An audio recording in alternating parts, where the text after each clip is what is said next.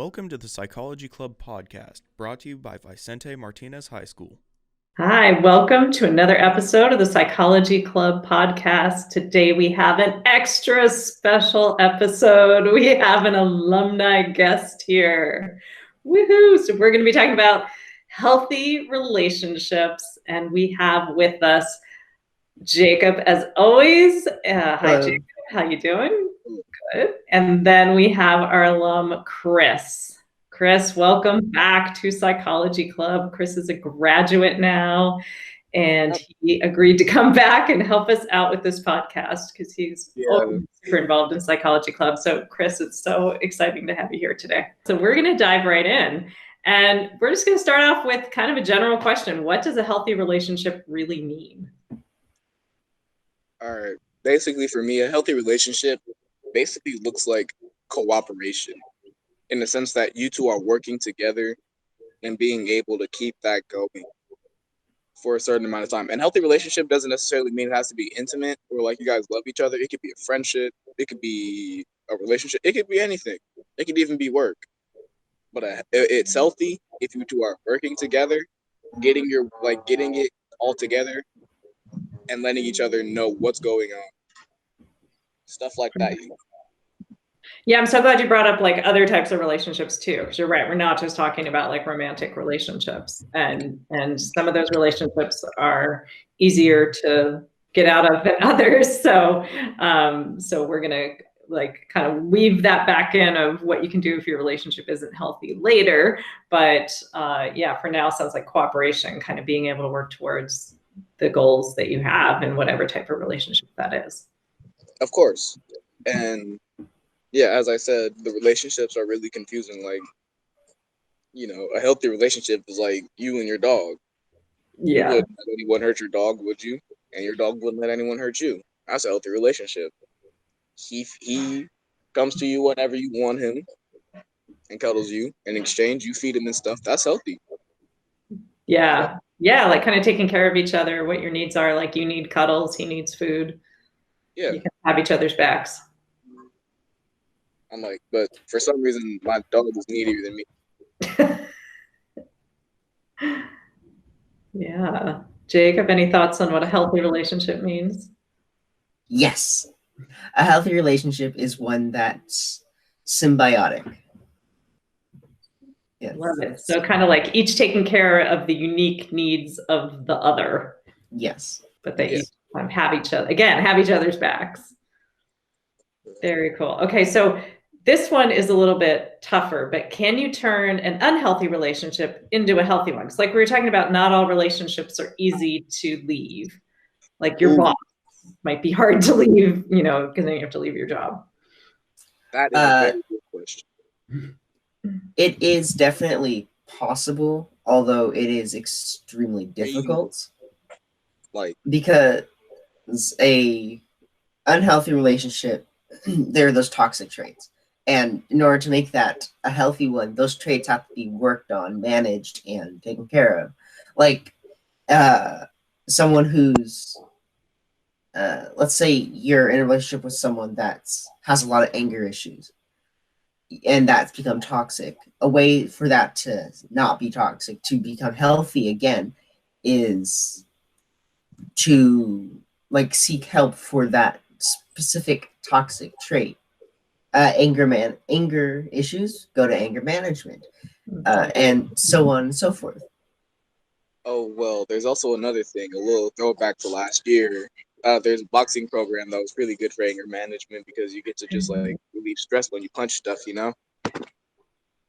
Yeah, absolutely. So it's like if someone's willing to work on that thing that's contributing to the unhealthy relationship, with the anger example, whether they go to anger management or do some boxing, then that can help turn an unhealthy relationship into a healthy one.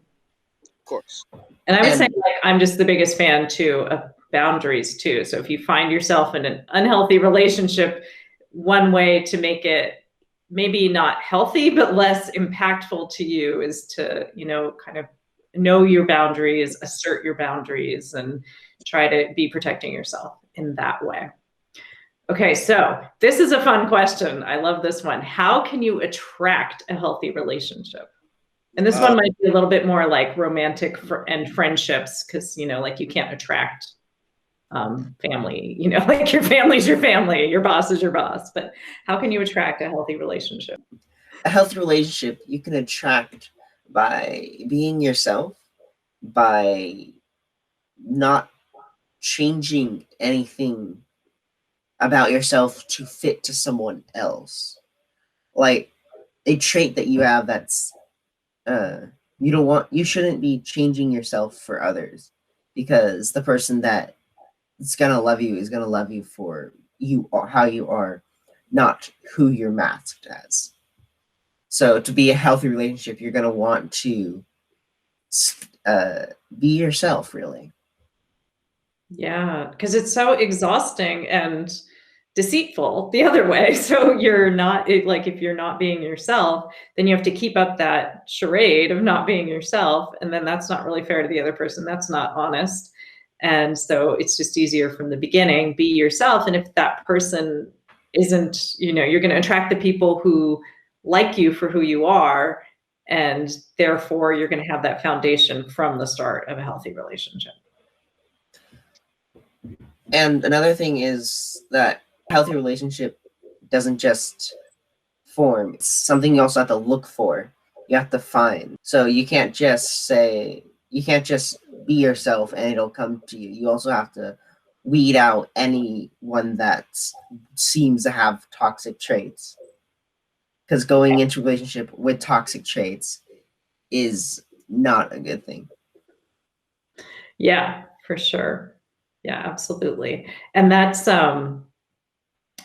really good. Again, we're going to like dive deeper into the toxic relationships in a whole separate episode, because we realized we really needed a lot of time to cover that. That's an important topic, but that's really important too. Like you're saying, like, it's not just, well, I hope this works out. If you see toxic traits, that's important to weed those people out from the get-go. Welcome back, Chris. Can you speak? Okay, so I'm currently in my room. Hey. My phone died, and my room is a mess. That's all right. There's so a I guess cool I'll just stay off feature. camera for a while. Okay, that's totally fine too. And That's there's fine. also a cool feature where you can blur the background, like Jacob and I both did. That's cool, but I don't know how. It's under settings. It might only be in computer. There's just like, if you click on the three little dots at the bottom, it says change background, but you're right, it might only be on the computer. It is only on the computer. Okay. Well, that's fine. You don't have to be on Yeah. camera. We had you on camera for the beginning, so that's totally cool. The world got to see your face for a bit. Exactly. Exactly. Chris, do you want to weigh in at all on how you can attract a healthy relationship? Oh, you want me to weigh in on that? Yeah. Shelby. The best way to do something like that is more to just envision it, right? So like, you gotta want that for yourself. You gotta want to be able to get rid of those who are making that less of a goal for you. Like, you have to want it to get it. Yeah, it has to be your priority, because otherwise you're going to let all these other relationships in. But if your priority is a healthy relationship, then you're kind of looking out for the unhealthy ones. Now, I think this is such an important relationship, because it's such an important question. So many people have only been in or seen in their own lives, like family, friends, they've only seen bad relationships or been in bad relationships. So how do you break the mold if that's the case for you, if you've only witnessed or lived bad relationships? You can break this mold by essentially trying to make them all healthier, like show them a healthy relationship with you. I used to have an issue with my mom. We used to have a toxic relationship. We didn't really see eye to eye sometimes, and we was really not feeling each other. But we ended up stopping that. And what happened was, when we stopped that, we started actually communicating and explaining to each other what's going on, like why we feel this way, why we're doing this, why we're doing that. And it ended up helping me out a lot, because now I know how my mama thinks, and now my mama knows how I think. And even though we still be getting into our little arguments and stuff, like we end up coming together and talking about it afterwards, and it really really helps. But my mom also did that with her mother. That's when we were breaking the mold with like toxic relationships with our mother, because her mother had a relationship that was toxic with my great grandmother. Basically, we're just breaking the mold. She wanted to break the mold in a Yeah. sense.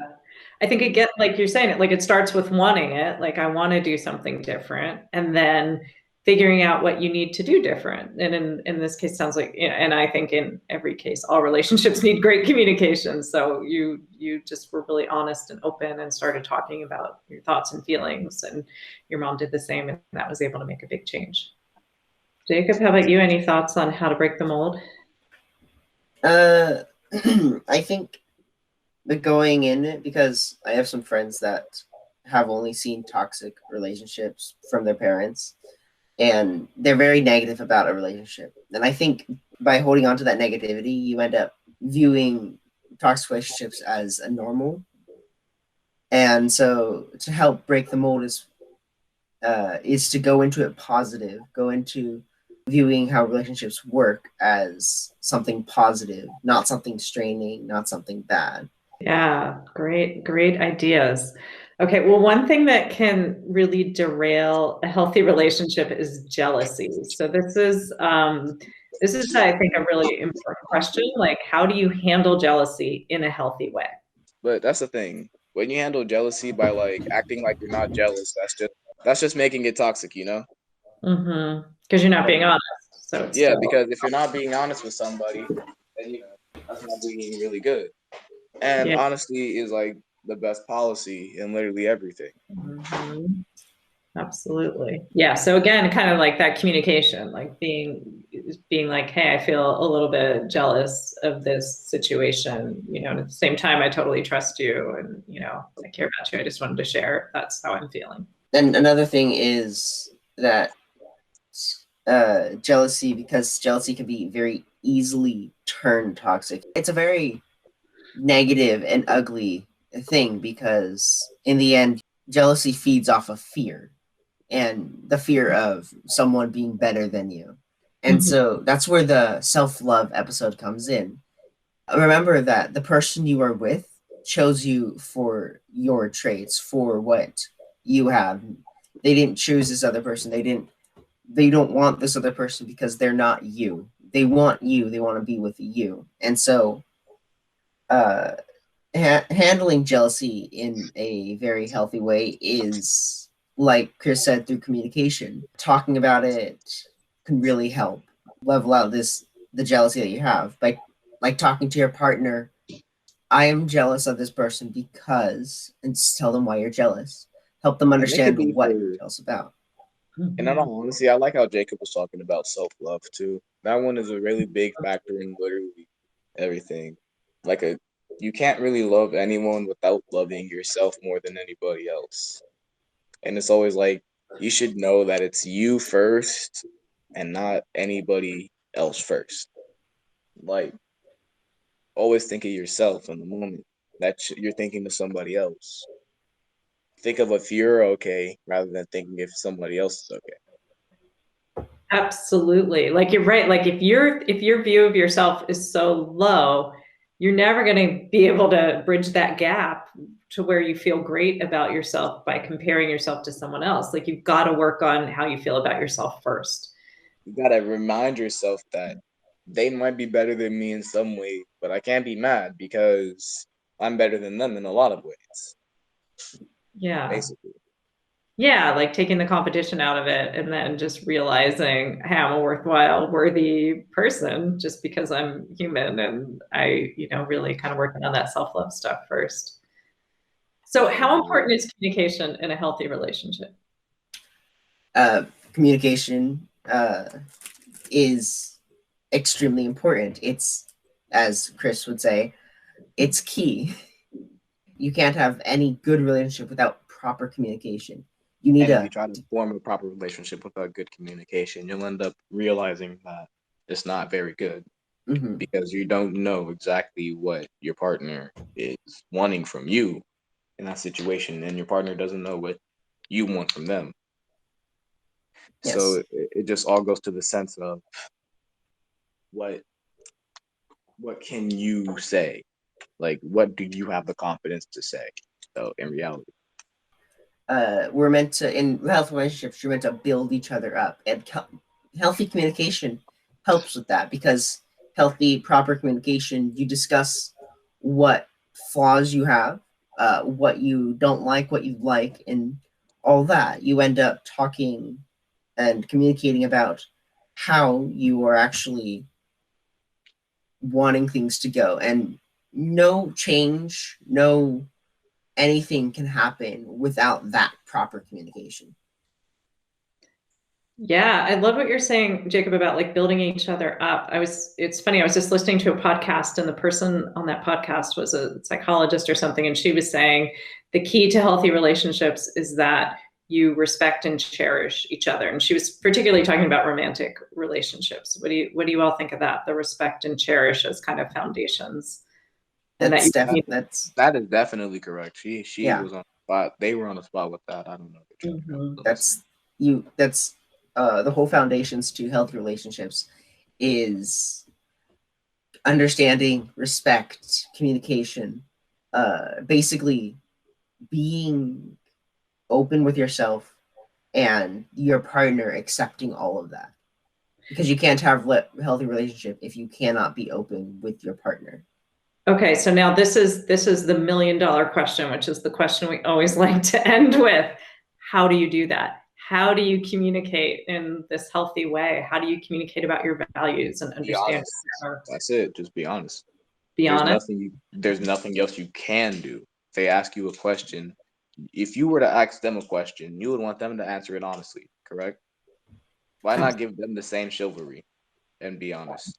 Like, why not just be open with them rather than trying to lie to them, trying to throw away at something, that it's not. Just be honest, be open, be yourself, be truthful. Yeah, that's really good. And as we'll discuss in breaking up, you have to be blunt. You don't like something, say it. You're not comfortable with something, say it. There's no reason not to. And your relationship will only get healthier by you expressing your emotions, expressing your feelings. Be assuming rather than knowing. Because you can't assume someone knows you're upset about something unless you're willing to communicate it. And I think that's a big breakdown in a lot of relationships. People make assumptions that it's so obvious I'm upset about this, you must know, but you haven't gone to the effort of saying it. And another thing is isn't just you telling, but also make sure you ask. Make sure you ask if your partner's okay with this, what your partner's boundaries are, what they like, what they don't like, and so on. Because as this question is framed, it's to understand your partner and their values. Absolutely. So you have to ask. You also have to explain. You need to tell your side, and you need to ask for their side. I love it. Communication is a two-way street. So you want to ask and hear. It's listening, kind of taking in that feedback, and then being willing to change or do something different as a result of it. Also, I think a big part, and I'm going to reference something, Jacob, you said earlier, and I can't remember exactly what it was, but I was like, yeah, you got to be positive communication too. There's that aspect. I think sometimes people in a relationship get a little lazy and they stop complimenting their partner. You have to constantly build each other up. That's one of the main reasons that you two are in a relationship, because you two see something in each other that other people don't. Or that's why you two are in friends, because you two have a connection that some others don't, Yeah. Yeah, I love that. Beautifully said. You're there because you see something in that person that someone else doesn't. So be communicating that, be free flowing with those compliments, really be building that person up verbally. Don't assume that they know that you think that about them. Be really open and honest and communicative about it, and really generous with your praise and your compliments. And a healthy relationship is not one that's 100% free of conflict and issues. That's not. Of course not. Yeah. That's one thing a healthy relationship is. It has conflicts and issues. That's why it's healthy. You can't be perfect in a relationship.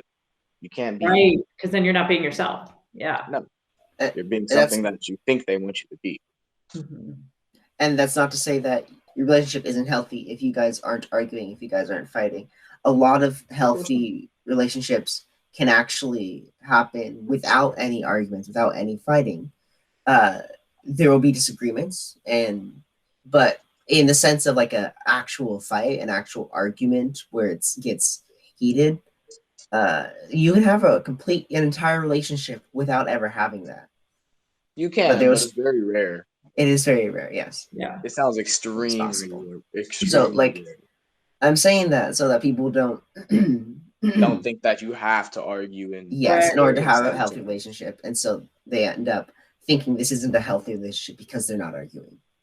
like, oh, they must be trying to hide something from you. Yes. Yeah, good point. Yeah. I mean, again, it comes back to like that open and honest communication. So if you're communicating openly and honestly, and you know that that's your foundation, then arguments may or may not happen. Either is okay as long as you're handling them in an open and kind and thoughtful way, and learning from them too. You know, like, oh, okay, I learned this about myself or about my partner in this last interaction. Now I'm going to do things differently. So, Chris, we're going to let you, as our special guest, we're going to let you end this with a famous Chris question. So, what is our final question for today? I feel like I should be on topic because this is something I really do need to talk about. Do you consider, like, what is one reason that you yourself would find yourself falling in love with somebody?